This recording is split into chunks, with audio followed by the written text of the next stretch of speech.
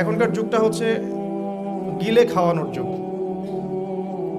যে কোনো কথা মিডিয়ার মধ্য দিয়ে কানের পাশে যখন বারবার বাজানো হয়, অটোমেটিক্যালি আমাদের মনের মধ্যে এটা ইনস্টল হয়ে যায়।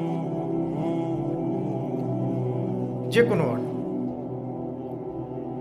এই যুগে মিডিয়ার মধ্য দিয়ে মানুষকে কোনো কিছু গিলে খাওয়ানো খুব সহজ। জাস্ট আপনাকে এতটুকু করতে হবে, সারাদিন ওই বিষয়ের খবর বা কন্টেন্ট জনগণের কান পর্যন্ত পৌঁছাতে হবে। আস্তে আস্তে আস্তে আস্তে অটোমেটিক্যালি মানুষের মধ্যে এটা ইনস্টল হয়ে যাবে। এটা একটা সভ্যতার সংকট। মধ্যযুগ বর্বরতা। আলোচনার কোনো অংশই অস্পষ্ট আমি রাখছি না ইনশাআল্লাহ, কারণ সবকিছু সুস্পষ্ট করার সময়টা এখনই। যদি না করা হয় তাহলে দেরি হয়ে যাবে। তো প্রথম কথা আমরা একটু শিখে নেই যে মধ্যযুগ কেন বলি আইয়ামে জাহিলিয়াতকে। প্রথম কারণ হচ্ছে ওই যুগে মানবতা বলে কিছু ছিল না। তাহলে এই যুগে কি আছে? অনেস্টলি আপনাকে জিজ্ঞাসা করছি, আপনি বলেন না আমাকে, এই যুগে কি মানবতা বলতে আসলেই কিছু বাকি আছে? বাকি যাদের মধ্যে আছে সেই সব মানুষগুলোকে তো আমরা এখন ব্যঙ্গ করছি। মানবতা কোথায় আছে? এই কিছু দাড়ি টুপি পাগড়ি জুব্বাওয়ালা মানুষের মধ্যেই। অন্য কোথায় মানবতা দেখাবে না। মানবতা ছিল না মধ্যযুগে ছিল না নারীর কোনো সম্মান। সত্যি সত্যি কি এখনকার সো কল্ড মডার্ন সিভিলাইজেশনের মধ্যে নারীর সম্মান আছে? এটা আপনি মিডিয়ার মধ্য দিয়ে আমাকে গেলাবেন, আমাকে গিলতে হবে? সত্যি আছে বাকি? অনেস্টলি স্পিকিং, আমাদের মা বোন, আমাদের দিনী বোন থেকে শুরু করে সমাজের টপ টু বটম, একদম লেস থেকে শুরু করে টপ পর্যন্ত সবখানে কি নারীর সম্মান চমৎকারভাবে দেয়া হচ্ছে? সত্যি কি তাই? আমরা নিজেদের সাথে প্রতারণা করব না। আমরা কোরআন এবং হাদিসের সাথে তো প্রতারণা করছি দীর্ঘ সময় থেকে। অ্যাটলিস্ট বিবেকের কাছে আমরা প্রতারণা করব না, বিবেকের সাথে আমরা প্রতারণা করব না। সত্যিকার অর্থেই নারীর সেই সম্মান এখন নাই, ফুল স্টপ। 3 নাম্বার, আইয়ামে জাহিলিয়াত কেন বলি? বিকজ ওই যুগে ছিল সুদ, ইকোনমিক সেকশন ছিল রিবা দিয়ে পরিপূর্ণ। তো আপনি কি আমাকে এখন রিবা মুক্ত একটা ওয়ার্ল্ড দেখাতে পারছেন? রিবা বা ইন্টারেস্ট মুক্ত, দুর্নীতি মুক্ত, ইকোনমিক সেকশনে করাপশন মুক্ত, ঘুষ মুক্ত, চাঁদাবাজি মুক্ত একটা ইকোনমিক সিস্টেম কি আপনি আমাকে দিতে পারবেন? এই বিশ্বে কি আসলেই এরকম কোন ইকোনমিক সিস্টেম বাকি আছে? ইকোনমি সম্পর্কে আমাদের পড়াশোনা এতই নিম্ন লেভেলের, মানুষকে এখন বোঝাতে হয় যে গোল্ড দিনার অ্যান্ড সিলভার দিরহাম এটা ইসলামিক কারেন্সি। মানুষকে এটা বোঝাতে হয়। মানুষ আমাদের সমাজে তর্ক করে, চাল দিয়ে ফেতরা দিবে না টাকা দিয়ে ফেতরা দিবে, এটা নিয়ে তর্ক হয়। পক্ষে বিপক্ষে তুল কালাম ঝগড়া হয়, কিন্তু তারা এটা রিয়েলাইজ করে না যে ইসলামিক কারেন্সি বলতে কি বোঝায়। কারেন্সির মধ্যেও সুদ আছে, পুরো ওয়ার্ল্ডের ব্যাংকিং সিস্টেমে সুদ আছে, হোক সেটা IMF বা ওয়ার্ল্ড ব্যাংক বা সেন্ট্রাল ব্যাংক বা এনজিওস, এভরি সিঙ্গেল সেকশন এখন সুদের আন্ডারে আছে। তাহলে আপনি কি আমাকে এই যুগটাকে খুব সভ্য যুগ বলবেন? কেন আইয়ামে জাহিলিয়াত বলা হয় সেটা আগে বলে নিচ্ছি। আইয়ামে জাহিলিয়াত কেন বলা হয়? বিকজ ওই যুগে ছিল জিনা আর ব্যভিচার আর মাদক, জুয়া। তো আমরা এখন কোন জান্নাতি সমাজে আছি? এই যুগের মধ্যে কি জেনা নাই, ব্যভিচার নাই, ধর্ষণ, গুম খুন, সুদ ঘুষ, দুর্নীতি, করাপশন বা জুয়া, এগুলো কি এই যুগের মধ্যে নাই? আমরা তো বলি বিশ্বায়নের যুগ। তাহলে ওই সময়ে ওই পাপগুলো নিঃসন্দেহে একটা সংক্ষিপ্ত পরিসরে সীমাবদ্ধ ছিল। এখন এই পাপগুলোর গ্লোবালাইজেশন হয়েছে, দ্যাটস অল। তাহলে আমরা প্রথমে এতটুকু জানলাম যে কেন আমরা ওই সময়টাকে মধ্যযুগ বলি, বর্বর বলি, আইয়ামে জাহিলিয়াত কেন বলি। মোটা দাগে এগুলো ছিল সামাজিক এবং রাজনৈতিক সমস্যা, কিন্তু ধর্মীয় সমস্যা কি ছিল? শিরক। ওই যুগের মানুষ আল্লাহ পাকের একত্ববাদের সামনে মাথা নত করেনি। ওই যুগের মানুষ বহুত্ববাদী ছিল। চন্দ্র, সূর্য, গ্রহ, নক্ষত্র, গাছপালা, দেবদেবী, প্রতিমা, এগুলোর পূজা করত। তো এই সমস্যাটা কি এখন নাই? আমরা নন মুসলিমদের কথা বলছি না, ইভেন মুসলিমদের মধ্যেও কি প্রবলেমসগুলো নাই? আচ্ছা, অনেক ইউনিভার্সিটিস আমাদের সমাজে আছে, স্কুল কলেজ, শিরক আলাদা ডিপার্টমেন্ট কোথায় আছে? তাওহীদ এই ডিপার্টমেন্ট কোথায় আছে? একটা মজার কথা বলি, সেটা হলো আমরা যারা কোরআন হাদিস পড়ি, পড়াই, আলেম, তালেব ইলম, সবাই হাদিসটা জানি যে শেষ জামানার সবচেয়ে বড় ফিতনা হলো মাসিহুদ দাজ্জাল। পৃথিবীর কোনো ইউনিভার্সিটিতে দাজ্জালকে নিয়ে পড়ানো হয় না, অথচ এটা পৃথিবীর সবচেয়ে বড় ফিতনা হবে সামনে। তো আমি এখানে আপনাদের কনফিডেন্স ভাঙতে আসি নাই, মেরুদণ্ড ভাঙতে আসি নাই। আমি কয়েকটা জায়গায় আপনাদের দৃষ্টি নিবদ্ধ করতে এসেছি। আইএমএ জাহিলিয়া যে যুগটাকে আমরা বলতাম, এখন কিন্তু তার চেয়ে কোনো ভালো যুগে আমরা বসবাস করছি। হ্যাঁ, উন্নতি হয়েছে আমাদের কোন কোন ক্ষেত্রে, জনসংখ্যা বেড়েছে, আমাদের সায়েন্স অ্যান্ড টেকনোলজির উন্নতি হয়েছে, প্রযুক্তিগত উন্নয়ন হয়েছে। আগেকার রোড এখনকার রোড একটা, এখন আমরা ফ্লাই করি, আমরা এক্সপোর্ট ইম্পোর্ট করি, আমরা মহাকাশ জয় করেছি, আমরা সাগর জয় করেছি, পাহাড় জয় করেছি, এগুলো তো হচ্ছে। সত্যিকার অর্থে বিজয় কাকে বলে এটাও আমাদেরকে ভাবতে হবে। এই সামগ্রিক সভ্যতা নিয়ে যদি কাল কিয়ামতের মাঠে আমরা জান্নাতে যেতে না পারি, তাহলে কি আমরা বলবো আমরা বিজয়ী ছিলাম? আল্লাহ পাক কি বলছেন? আল্লাহ পাক বলছেন ফামান যুহজিহা আনিন নারি ওয়া উদখিলাল জান্নাতা ফাকাদ ফাজ। আদম আলাইহিস সালাম থেকে শুরু করে শেষ নবী মুহাম্মদ সাল্লাল্লাহু আলাইহি ওয়াসাল্লামের উম্মত পর্যন্ত, এই যে কোটি কোটি মিলিয়ন বিলিয়ন মানুষের মধ্যে যারাই পুলসিরাত পার হতে পারবে, জাহান্নাম থেকে বাঁচতে পারবে, জান্নাতে যেতে পারবে, ফাকাদ ফাজ, তারা সফল। তো আমরা এখানে ডেফিনেশন অফ সাকসেসও পাচ্ছি। তাহলে আমরা এখন বলতে পারি না যে এই সভ্যতার উন্নয়ন দিয়ে আমরা জান্নাতে যেতে পারবো, আদর্শগত উন্নয়ন দিয়ে আমরা জান্নাতে যেতে পারবো ইনশাআল্লাহ। তো এই আদর্শগত উন্নয়ন সাধন করার জন্যই আল্লাহ রাব্বুল আলামিন আইএমএ জাহিলিয়াতের মতো যুগেও মুহাম্মদ সাল্লাল্লাহু আলাইহি ওয়াসাল্লামকে পাঠিয়েছেন। বলে সুবহানাল্লাহ। আল্লাহ পাকের একটা বড় দয়া যে আল্লাহ পাক চাচ্ছেন আমরা জান্নাতে যাই। আল্লাহ পাক চাচ্ছেন এই আইএমএ জাহিলিয়াতের মানুষগুলো আবার আল্লাহর পথে ফিরে আসুক, আল্লাহকে ফিরে পাক, আল্লাহকে চিনুক, আল্লাহকে জানুক, দুনিয়াতেও সফল হোক, পরকালেও জান্নাতে যাক। এটা আল্লাহ পাক চাচ্ছেন। এই সিলসিলাতে আল্লাহ রাব্বুল আলামিন প্রায় 1,24,000 নবী রাসূল পাঠিয়েছেন। আলহামদুলিল্লাহ, প্রায় 1,24,000। স্পেসিফিকলি আমি বলতে পারবো না, কারণ এই ফিগারটা এভাবে বলা যায় না, কিন্তু কিছু কিছু হাদিসের মধ্যে আছে 1,24,000 নবী রাসূল পয়গম্বর আল্লাহ পাক পাঠিয়েছেন। কুরআনুল কারীমে আছে 25 জন নবীর নাম। আর আল্লাহ পাক বলেছেন আমি এমন অনেক নবী চলে গেছেন যাদের নাম তোমাকে জানাইনি, যাদের কথা আমি তোমাকে বলি নাই, হে নবী সাল্লাল্লাহু আলাইহি ওয়াসাল্লাম। তো এখন আমরা দেখব যে ওই যুগটাকে কি নবী সাল্লাল্লাহু আলাইহি ওয়াসাল্লাম পরিবর্তন করতে পেরেছিলেন কিনা। তার আগে একটু বুঝে নেই যে ওই সমস্যাগুলো আমাদের সমাজে এখন আছে কিনা। যে পয়েন্টসগুলো আমি প্রথমে বললাম, কেন আমরা ওই যুগটাকে বর্বর বলি, জাহিলি যুগ বলি। যে কারোর সাথে আপনি এটা নিয়ে ডিবেট করতে চান, তারা আপনাকে একটা পয়েন্ট ধরিয়ে দিবে, সেটা হলো ওই যুগে মেয়েদের সম্মান দেওয়া হতো, মেয়েদেরকে জীবন্ত কবর দেওয়া হতো। তো এখনো তো মেয়েদের আত্মাকে জীবন্ত কবর দেওয়া হচ্ছে, এখনো তো আমরা মেয়েদের আত্মাকে জীবন্ত কবর দিচ্ছি। একটা মানুষের দেহই কি সবকিছু? যেমন একটা মানুষের আত্মা দাসত্ব শৃঙ্খলা আবদ্ধ থাকে, তারা স্বাধীনতা থাকে কোথায়? তা এখন অনেক কিছু আমাদের বাইরের চোখ দিয়ে বিশ্লেষণ করলে হবে না, কিছু কিছু বিষয় ভিতরের চোখ দিয়েও দেখতে হবে। আল্লাহ তৌফিক দান করুন। তো মেলালে আপনি বুঝতে পারবেন যে কোনো কিছুই বাদ নাই। আইএমএ জাহিলিয়াতের এমন একটা জাহিলিয়াত বা ওই যুগের সুন্নত বাকি নাই যেটা এই যুগের মধ্যে নাই, বরং এখন আরো অনেক বড় পরিসরে এগুলো সমাজে প্রতিষ্ঠিত হয়ে গেছে। এটাই সত্য, এখানেই ফুল স্টপ করতে হবে। যদি না করেন তাহলে এটা আপনার জ্ঞানের দৈন্যতা অথবা অহংকার। এখানে আমি ঝগড়াও করতে যাবো না কারোর সাথে।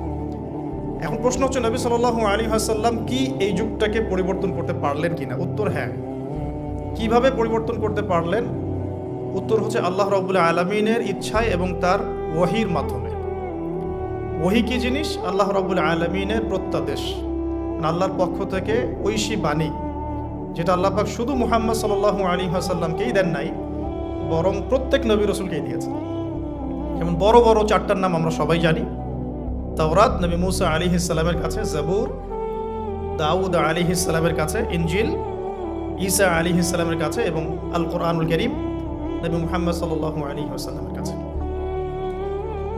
আল্লাহ পাক কোরআনের সাথে আরো একটা জিনিস দিলেন, সেটা হলো নবী সাল্লাল্লাহু আলাইহি ওয়াসাল্লামের সুন্নাহ। মানে কোরআন সবকিছুর সামারি করে দিবে, আর সুন্নাহ এটাকে বিশ্লেষণ করবে। ফর এক্সাম্পল, আল্লাহ পাক কোরআনের প্রায় 85 জায়গায় বলেছেন, সম্ভবত পরিসংখ্যানটা আরো বেশি হতে পারে, যে আকিমুস সালাহ ওয়া আতুজ যাকাহ, তোমরা সালাত কায়েম করো এবং যাকাত প্রদান করো। কিন্তু আপনি কোরআনে কিন্তু পাবেন না যে রুকু কেমন করে করতে হয়, কয়বার তাসবিহ পড়তে হবে, সিজদা কেমন করে করতে হয়, কয় তাসবিহ পড়তে হবে। হ্যাঁ, আপনি প্রথম রাকাতে সূরা ফাতিহার পর কি পড়বেন, কিভাবে রুকু করবেন, কতটুকু অ্যাঙ্গেলে মাথাকে নোয়াবেন, সিজদায় আপনার হেড পজিশন কোথায় থাকবে, এই বিষয়গুলো কিন্তু ভেঙে ভেঙে কোরআনে কোথাও নাই। এই কারণে আল্লাহ রাব্বুল আলামিন এক্সট্রা আরেকটা জিনিস দিলেন, সেটা হলো সুন্নাহ। নবী সাল্লাল্লাহু আলাইহি ওয়াসাল্লাম নিজে করে দেখালেন যে এটা এভাবে করতে হবে। এটা দেখেছেন কারা? সাহাবায়ে কেরাম। সাহাবায়ে কেরাম তাকে নিজ চোখে দেখেছেন। সাহাবা কাকে বলে? যারা নবী সাল্লাল্লাহু আলাইহি ওয়াসাল্লামকে সচক্ষে দেখেছেন এবং ঈমান এনেছেন, মুমিন অবস্থায় ইন্তেকাল করেছেন। নবীকে কিন্তু আবু জেহেলও দেখেছিল, তাই বলে আবু জেহেল তো সাহাবী নয়। আবু জেহেল কি সাহাবী? তো কোরআন এবং হাদিস আল্লাহ রাব্বুল আলামিন নবী সাল্লাল্লাহু আলাইহি ওয়াসাল্লামকে দিলেন ঐশী গ্রন্থ হিসেবে। মাত্র 23 বছর সময় লেগেছে নবী সাল্লাল্লাহু আলাইহি ওয়াসাল্লামের সেই সমাজটাকে পরিবর্তন করতে। কোন সমাজ? যেই সমাজটা এই যুগের সব নোংরামি একত্রিত করলে যে সমাজটা হবে, সেই সমাজ। তাহলে আমরা বুঝতে পারছি যে সমাজে যত নোংরামি থাকুক না কেন, আল্লাহ পাকের কিতাব এবং তার নবীর সুন্নাহর মধ্য দিয়ে এটাকে পরিবর্তন করা সম্ভব। এটা অসম্ভব কিছু নয়। নবীজি করেও দেখালেন মাত্র 23 বছর। আর 23 বছর তো এত অল্প সময়। আমরা 23 বছর নামাজই পড়ি নাই অনেকেই। মেবি এখনো অনেকে উপস্থিত আছেন বা এই লেকচার শুনবেন যারা 40 বছরও সেজদা করেন, 50 বছরও সেজদা করেন। তবে তাদের জন্য একটা সুসংবাদ, সেটা হলো আল্লাহ পাক তার এই সমস্ত গুনাহ মাফ করে দিবেন যদি মৃত্যুর আগে খালি একবার বলতে পারে, আস্তাগফিরুল্লাহ আল্লাযী লা ইলাহা ইল্লা হুয়াল হাইয়ুল কাইয়্যুম ওয়া আতুবু ইলাইহি। আল্লাহ পাক সমস্ত গুনাহ মাফ করার জন্য প্রস্তুত আছেন। তো 23 বছর কিন্তু খুব বেশি সময় নয়। প্রশ্ন হচ্ছে এখন আরেকটা, যে কিভাবে নবী সাল্লাল্লাহু আলাইহি ওয়াসাল্লাম এত অল্প সময়ের মধ্যে এই ব্যাপক সামাজিক বিপ্লব সংগঠিত করলেন। আমরা কিন্তু অনেক বিপ্লবের কথা পড়েছি, পড়ে আজকে আপনারা এই পর্যন্ত এসেছেন। আপনারা যারা student, running student, teacher, honourable guardian যদি কেউ থেকে থাকেন, আমরা কিন্তু অনেক বিপ্লবের কথা পড়েছি একদম স্কুল লেভেল থেকে। হ্যাঁ, পলাশির যুদ্ধ দিয়ে আমরা পড়া শুরু করেছিলাম সমাজবিজ্ঞান বইগুলোতে ছোটবেলায়। ইংরেজদের সময় কেমন ছিল, ওদেরটাও তো বিপ্লব। ইংরেজরা সারা বিশ্ব শাসন করেছে, এটাও তো ওদের বিপ্লব। বলশেভিক পড়েছেন, চাইনিজদেরটা পড়েছেন, মুসলিনিটা পড়েছেন, তারপর প্রাচীন গ্রিক দর্শনগুলো পড়েছেন, তাই না? তারপরে আমরা যে ফোরাত, ইউফ্রেটিস নিয়ে এতগুলো কথা বলি, ওখানে যে প্রাচীন ব্যাবিলনের সভ্যতা ছিল, এগুলো পড়েছেন। চাইনিজদের তো রিসেন্ট, এটা তো বেশি দিন হয়নি। আফ্রিকান কন্টিনেন্ট থেকে শুরু করে পুরো বিশ্বে আপনারা তো আলেকজান্ডার দ্য গ্রেট পর্যন্ত পড়েছেন। এই যে বিপ্লবগুলো আপনারা পড়েছেন, কত সময় লেগেছে এক একটা বিপ্লব প্রতিষ্ঠা হতে, বা ওটা সমাজে ইম্প্যাক্ট করতে কত সময় লেগেছে। আর নবী সাল্লাল্লাহু আলাইহি ওয়াসাল্লামের কোরআন সুন্নাহ দিয়ে পুরো বিশ্বকে চেঞ্জ করতে কত সময় লেগেছে। এখানেই তো প্রমাণ হয় যেটা আল্লাহর পক্ষ থেকে এসেছে। এখানেই তো প্রমাণ হয় যেটা আল্লাহ রাব্বুল আলামিনের পক্ষ থেকে না আসলে এটা সম্ভব ছিল না। এবং নবী সাল্লাল্লাহু আলাইহি ওয়াসাল্লামের ইন্তেকালের সাথে সাথে কি বিপ্লব থেমে গেছে? দেখবেন মাও সেতুং নাই, তার বিপ্লবটা কতদিন স্থায়ী ছিল। সোভিয়েত এখন নাই, হিস্ট্রি হয়ে গেছে, কিন্তু তাদের ইন্তেকালের পর তাদের আদর্শটা কতদিন লাস্ট করলো পৃথিবীতে। গ্রিকরা এখন নাই, পার্সিয়ানরা এখন নাই, তাদের ইন্তেকালের পরে তাদের রেভলিউশনগুলো কতদিন ছিল ওয়ার্ল্ডের মধ্যে। আর নবী সাল্লাল্লাহু আলাইহি ওয়াসাল্লাম ইন্তেকাল করেছেন আজকে থেকে, আমি যে লেকচার দিচ্ছি এখন থেকে নিয়ে প্রায় 1450 বছর আগে। এখন পর্যন্ত তার অনুসারীদের সংখ্যা কমে নাই, দিন দিন বাড়ছে। এটাই তো প্রমাণ হয়, এটাই তো প্রমাণ হয় যে নবী সাল্লাল্লাহু আলাইহি ওয়াসাল্লাম যে মানদণ্ডে সমাজ পরিবর্তন করেছেন, এটা আল্লাহর পক্ষ থেকে এসেছে। এটা আল্লাহ পাক রেখেছেন পৃথিবীতে বলেই আছে, ওগুলোকে আল্লাহ পাক রাখেন নাই, তাই নাই। তো কাজের কথায় আসি, নবী সাল্লাল্লাহু আলাইহি ওয়াসাল্লাম একা একা এই সমাজটা পরিবর্তন করেন নাই। প্রথম কথা, তিনি যখন হেরা গুহায় আল্লাহ পাকের ওহী আসছে, প্রথম যে ওহীটা এসেছে সেটা হলো ইকরা, নবী আপনি পড়ুন বিসমি রব্বিকাল্লাযী খালাক, আপনার সেই রবের নামে যিনি আপনাকে সৃষ্টি করেছেন। এখান থেকে আমরা বুঝতে পারছি সমাজ পরিবর্তন করতে হলে পড়াশোনার কোনো বিকল্প নাই। উপকারী যে কোনো বিদ্যাই পড়াশোনা, উপকারী যে কোনো জ্ঞানই পড়াশোনা, তবে সব পড়াশোনাই কোরআন সুন্নাহ ভিত্তিক নয়। কিছু আসে বৈষয়িক পড়াশোনা, বৈষয়িক লেখাপড়া করতে আল্লাহ পাক আমাদেরকে নিষেধ করেননি, কোরআন সুন্নাহ নিষেধ করছে না। কিন্তু কোরআন এবং সুন্নাহ ইসলাম চাচ্ছে আপনার পড়াশোনার জ্ঞানটাকে আপনি আল্লাহর জন্য কাজে লাগান, দ্যাটস অল, আর কিছু না। টেক্সটাইল বলেন, মেডিকেল সায়েন্স বলেন, ইঞ্জিনিয়ারিং বলেন, হ্যাঁ পলিটিক্যাল সায়েন্স বলেন, জিও পলিটিক্স বলেন, কোনো সাবজেক্ট স্টাডি করতে কোরআন সুন্নাহ আপনাকে নিষেধ করছে না। আমরা কেন কনজাস্টেড চিন্তা করি? বরং আমি বলি আপনারা বড় স্বপ্ন দেখবেন। আল্লাহ পাক শুধু এতটুকু চাচ্ছেন আপনি আল্লাহর দেয়া ইলম অনুযায়ী আমল করছেন কিনা, এবং সেই জ্ঞানটাকে আপনি দিনের জন্য কতটুকু কাজে লাগাচ্ছেন। ওই প্রফেশনের থেকে রিজিক অর্জন করে সেই রিজিকের কতটুকু আপনি আল্লাহর পথে ব্যয় করছেন, আল্লাহ পাক এটা দেখতে চান। হালাল যে কোনো প্রফেশনই আল্লাহর কাছে সম্মানের। তো অনেক সময় আমরা নামাজ কালাম শুরু করলেই কিছুটা হীনমন্যতায় ভোগা শুরু করি। আমি কি তাহলে ট্র্যাক চেঞ্জ করে দিব?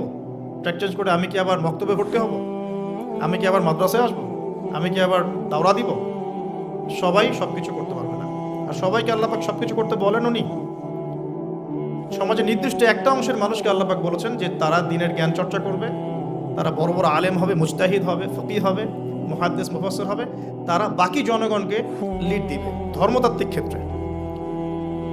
এবং যে যে প্রফেশনে থাকবে সেখানে যদি তারা সৎ থাকে, তাদের কাজে অনেস্ট থাকে এবং ওই রিজিকটাকে আল্লাহর পথে ব্যয় করে, ওই জ্ঞানটাকে আল্লাহর জন্য কাজে লাগায়, ইনশাআল্লাহ দুনিয়াতেও সফল হবে, পুরো জাতি ঐক্যবদ্ধভাবে জান্নাতে যাবে ইনশাআল্লাহ।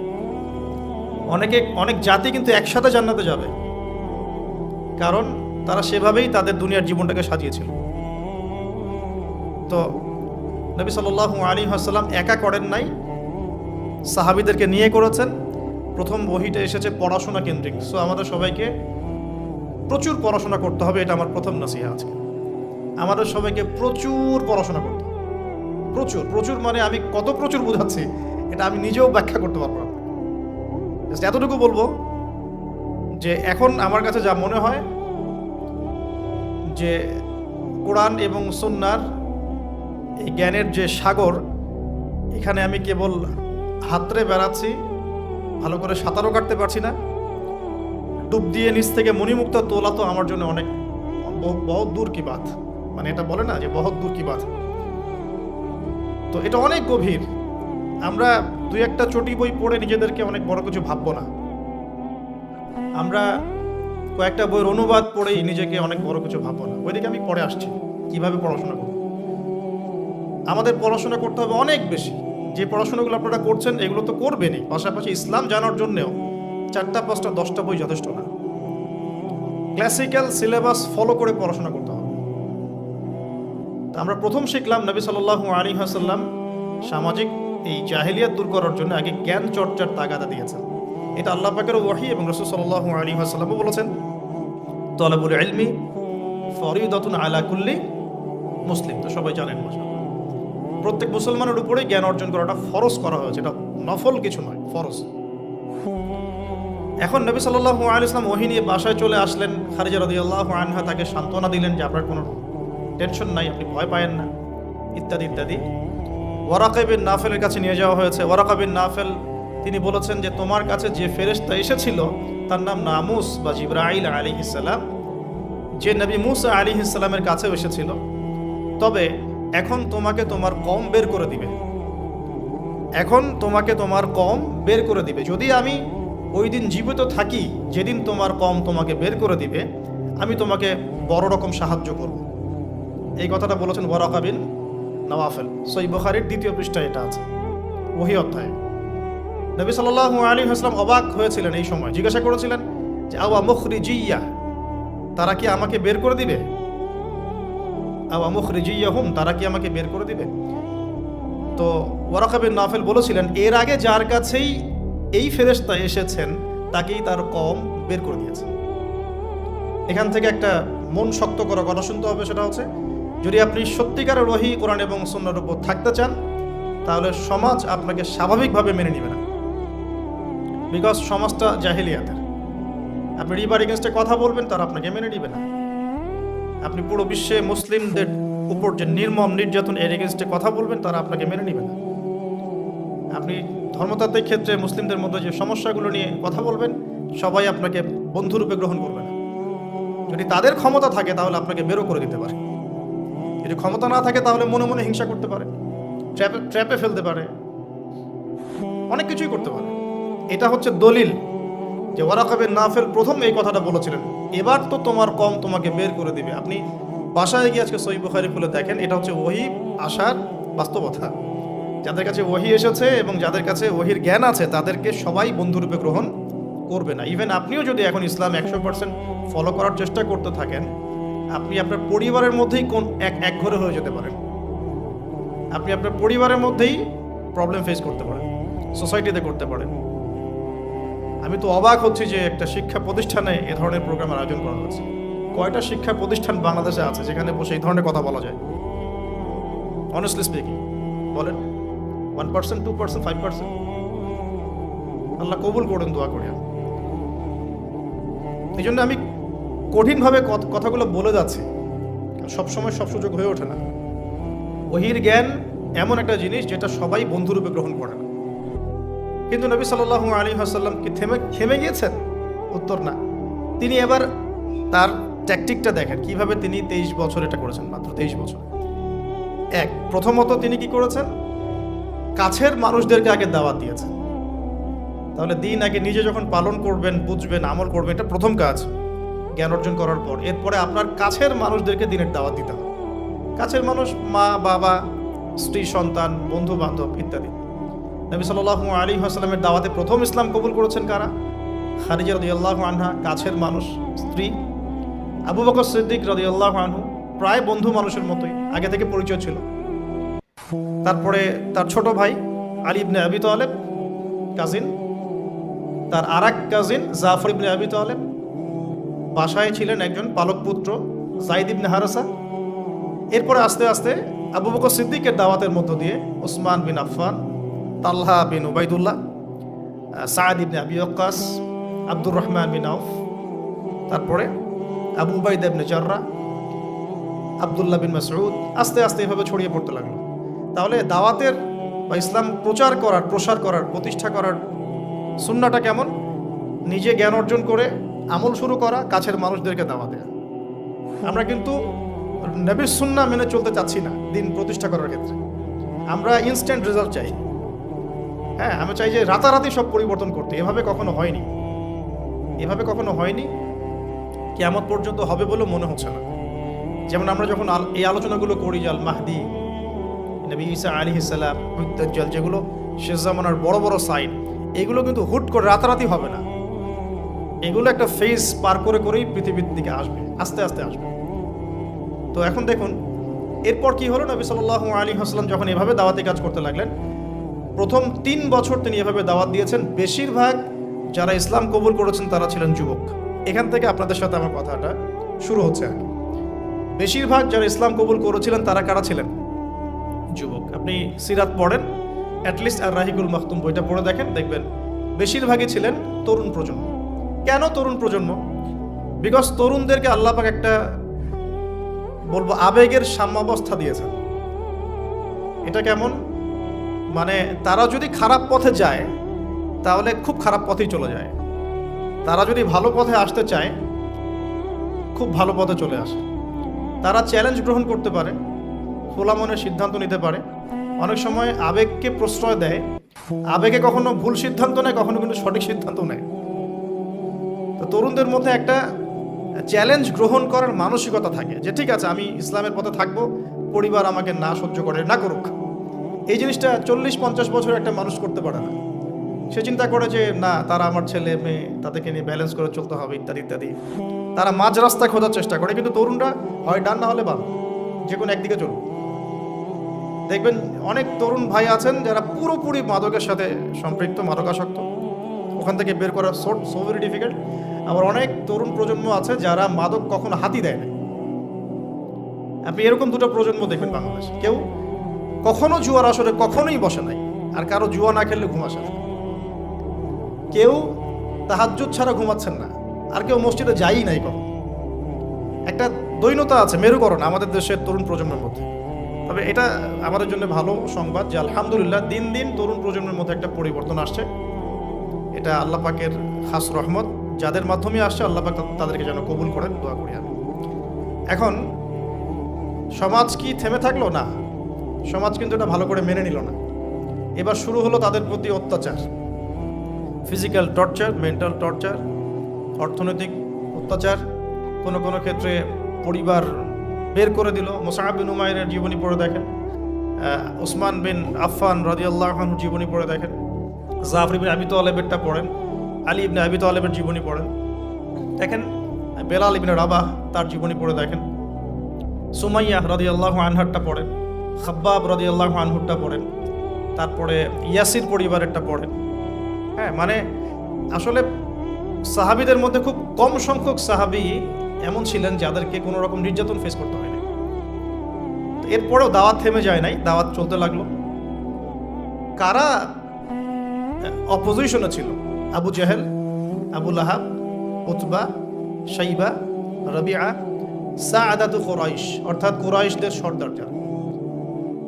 তারা কি আল্লাহকে বিশ্বাস করতো না? উত্তর হ্যাঁ করত। হ্যাঁ, তারা আল্লাহকে বিশ্বাস করত। ইভেন তারা হজও করত। তখন হজমরাও ছিল বিকৃত। তারা আল্লাহকে বিশ্বাস করতো, আল্লাহর জন্য নজর মানত করতো, কুরবানি করতো, সবই করতো। তাহলে সমস্যা কোথায় ছিল? সমস্যা এখানে ছিল যে তারা কোরআন এবং হাদিস কেন্দ্রিক ইসলামটাকে সামগ্রিক জীবনে বাস্তবায়ন করতো না। তারা আল্লাহকে বিশ্বাস করতো, আল্লাহর দাসত্ব করতো না। আল্লাহ বলতে একজন আছেন, উপরওয়ালা একজন আছেন, এটা তারা বিশ্বাস করতো, কিন্তু তারা বাস্তবে এটাকে আমল করে দেখাতো না, দাসত্বটা করতো না। এখন এই বিষয়গুলো যখন চলতে লাগলো, এক পর্যায়ে নবী সাল্লাল্লাহু আলাইহি ওয়াসাল্লাম সাহাবীদেরকে আবিসিনিয়ায় চলে যেতে বলেছেন যখন নির্যাতন বাড়তে লাগলো। আবিসিনিয়া কোন জায়গা? এখন জিওপলিটিক্স তো আপনারা পড়েন, জানি আমি। এখনকার ইথিওপিয়া না, ইরিত্রিয়া, এখনকার ইরিত্রিয়া। এই জায়গায় একজন বাদশা ছিলেন, তার নাম বাদশাহ নাজাশী।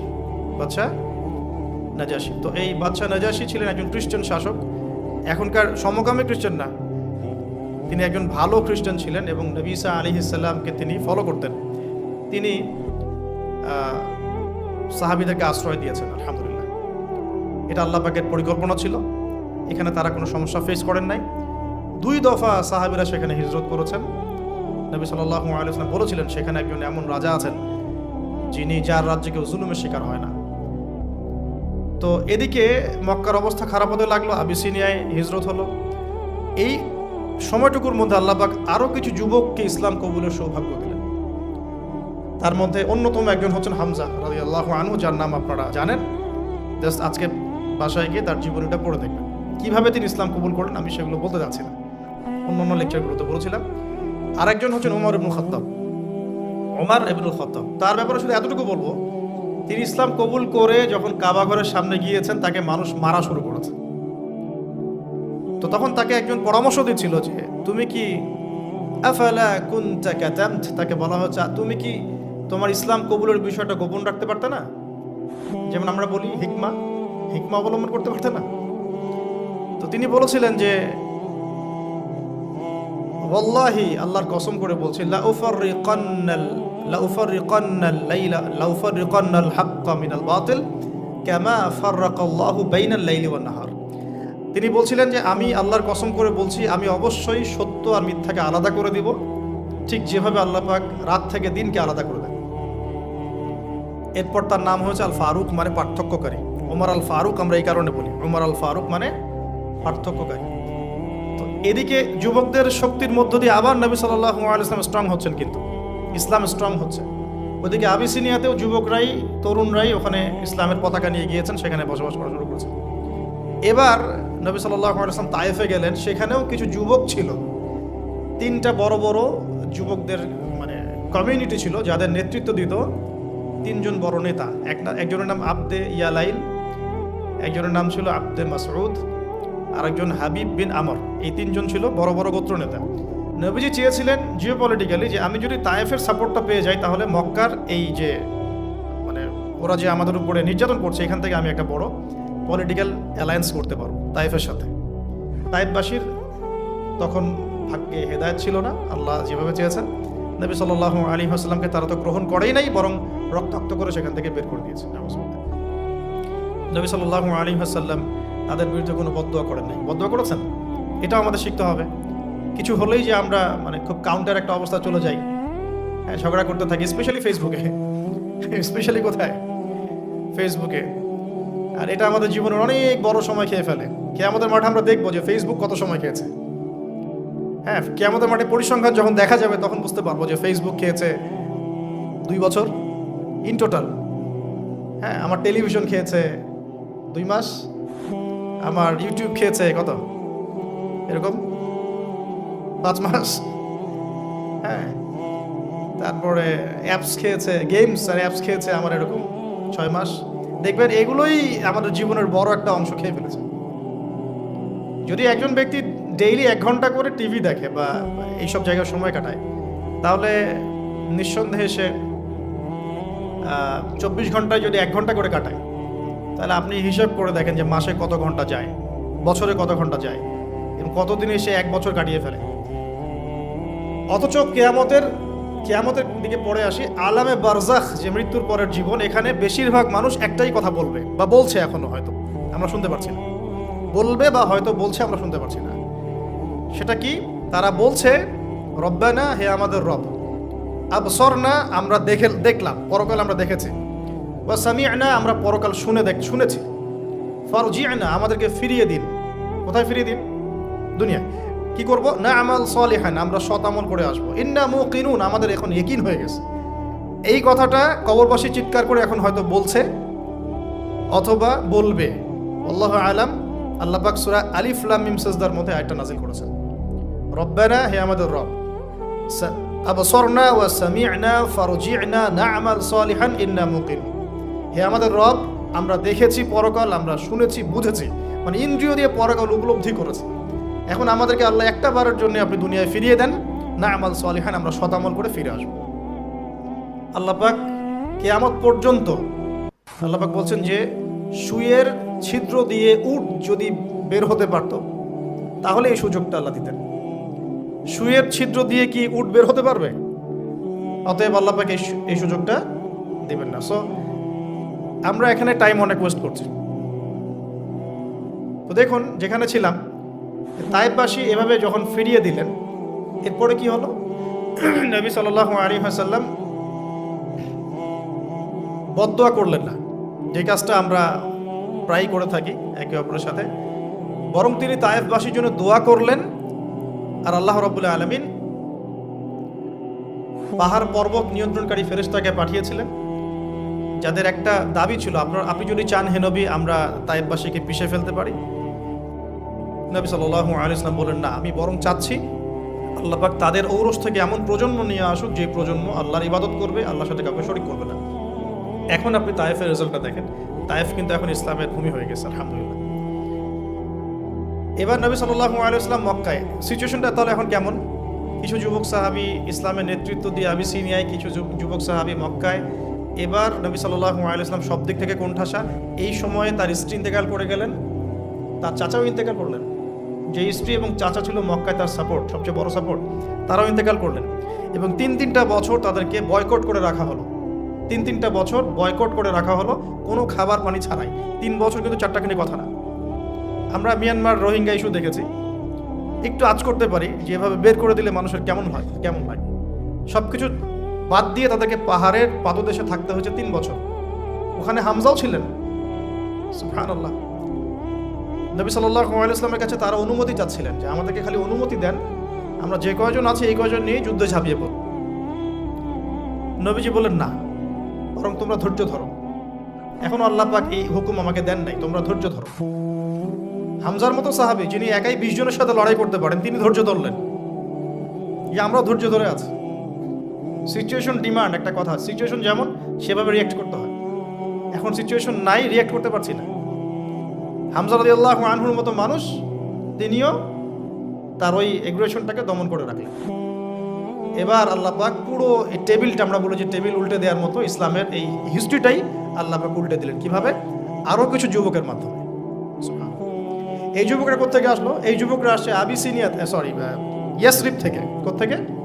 ইয়াসরিব। ইয়াসরিব কোন জায়গা? ইয়াসরিব হচ্ছে মদিনার আগের নাম। তো ইয়াসরিব থেকে এবার 6 জন যুবক চলে আসলেন। এই 6 জন যুবকের নাম হলো, 6 জন যুবকের নেতার নাম হচ্ছে আসআদ বিন জুরারাহ রাদিয়াল্লাহু আনহু। তিনি আরো 5 জনকে নিয়ে এসেছেন। কি করতে এসেছেন? হজ করতে। ওই যে বললাম আগে একটা হজের ট্রেড ছিল ওইখানে, ওইটার বিজনেসটা করতো তখন কারা? আবু জেহেলরা, ঠিক আছে? ওটাকে তারা কিন্তু বলতো এই কাবার উপাস্যরা হচ্ছে আমাদের দেবতা প্লাস আমাদের ব্যবসা, ওরা এভাবে ডিল করতো।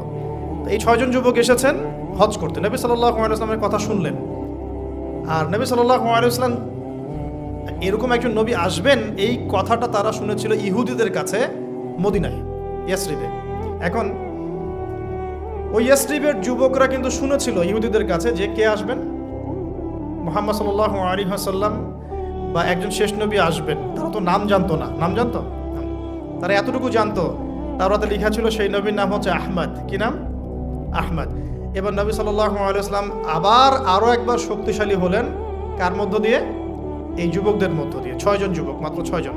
এই 6 জন তারা আবার মদিনায় ফিরে গেলেন। পরের বছর 12 জনকে নিয়ে আসলেন। এবার এই 12 জনের সাথে নবীজি আরও একজনকে পাঠিয়ে দিলেন। তার নাম হচ্ছে মুসআব বিন উমাইর, যার কথা আমি বলছিলাম। উহুদের যুদ্ধে তিনি শহীদ হয়েছেন। উহুদের যুদ্ধে শহীদ সেই সাহাবী মুসআব বিন উমাইর। এই যে এই ছেলেও দাঁড়িয়েছিল তো মুসআব বিন উমাইর রাদিয়াল্লাহু আনহুর কবরের সামনে। ওকে জিজ্ঞাসা করেন যে ও কোনো সুঘ্রাণ পেয়েছে কিনা। অনলাইন তো গরম করে ফাটিয়ে রেখে দিছে। ওকে জিজ্ঞাসা করেন। আমরা তো মনে করছিলাম এটা সবাই পায়, আমরা মনে করছিলাম এখানে যারাই আসে তারাই মনে হয় পায়। বাংলাদেশে আসার পরে বুঝলাম যে সবার ভাগ্যেই সৌভাগ্য হয় না। মুসআব বিন উমাইর এবং হামজা রাদিয়াল্লাহু আনহুর কবরটাকে ঘিরে রাখা হয়েছে একসাথে।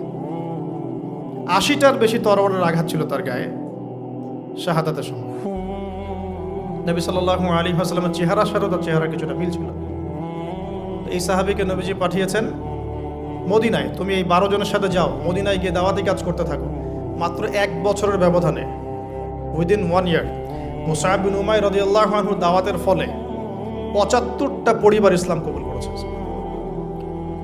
এই যে ইসলাম একদিক থেকে সংকীর্ণ হতে লাগলো আর মদিনার দরজা খুলতে লাগলো। কাদের হাত ধরে? বৃদ্ধদের না ইয়াংদের? ইয়াংদের। এবার মুসআব বিন উমাইর রাদিয়াল্লাহু আনহু দাওয়াতে যে পরিবার ইসলাম কবুল করেছে তারা এসে নবী সাল্লাল্লাহু আলাইহি ওয়াসাল্লামের কাছে বায়াত করলেন। এবার নবী সাল্লাল্লাহু আলাইহি ওয়াসাল্লামের কাছে হুকুম আসলো, আপনি আবার হিজরত করেন। কোথায়? মদিনায়। এই যে শুরু হলো হিজরত। ওইবার মদিনায় গিয়ে শুরু হলো ইসলামিক হুকুমত। তখন ইসলামিক পলিটিক্যাল ক্ষমতা আমাদের হাতে আসলো। নবী সাল্লাল্লাহু আলাইহি ওয়াসাল্লাম সেখানকার রাষ্ট্রপতি হলেন। মদিনা সনদ তৈরি করা হলো, মসজিদ নববী তৈরি করা হলো। মানে যত রকম রাষ্ট্রীয় ফাংশন সব ওখান থেকে শুরু হলো। এটা হলো ইসলামের পার্ট 2, মানে সিরাতের সেকেন্ড পার্ট। এটাই সবচেয়ে বড় পার্ট, মানে এখানেই সবচেয়ে বড় বড় জিনিসগুলো ঘটেছে। কিন্তু বেস তৈরি হয়েছে কিন্তু প্রথম 13 বছরে।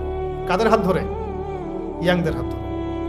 ইয়াংদের হাত ধরে। এবার এই মদিনাতেই হচ্ছে বদর। এই মাদানী যুগে কি হচ্ছে? বদর। তারপরে হলো উহুদ। তারপরের বছর হলো কি? খন্দক। তারপরে নবী সাল্লাল্লাহু আলাইহি ওয়াসাল্লাম বললেন যে এবার থেকে ওরা আমাদেরকে আর আক্রমণ করবে না, আমরাই এবার থেকে ইসলামকে নিয়ে এগিয়ে যাবো ইনশাআল্লাহ। এরপর থেকে কুরাইশ আর কখনো আক্রমণ করতে পারে নাই। এরপর নবী সাল্লাল্লাহু আলাইহি ওয়াসাল্লাম বিভিন্ন গাজওয়া সারিয়া একটা করে হতে থাকলো। প্রায় 75 থেকে 80টার মতো হয়েছে। আমরা তো এই অংশটা এখন পুরো মাইনাস করে দিয়েছি ইসলাম থেকে, কাট অফ, একদম শেষ।